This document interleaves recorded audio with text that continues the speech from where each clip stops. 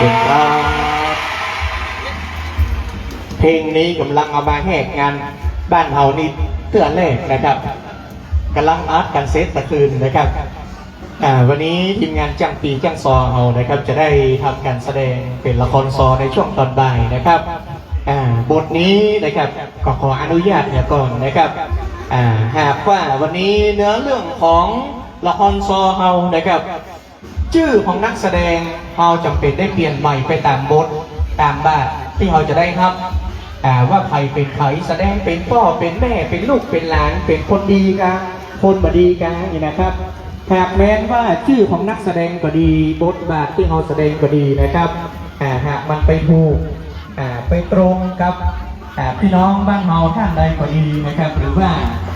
บทบาทใดที่มันมาถูกอกถูกใจนะครับทีมงานศิลปินจำปีแจ้งสอนก็ขอน้อมรับเอาไว้เพียงผู้เดียวนะครับ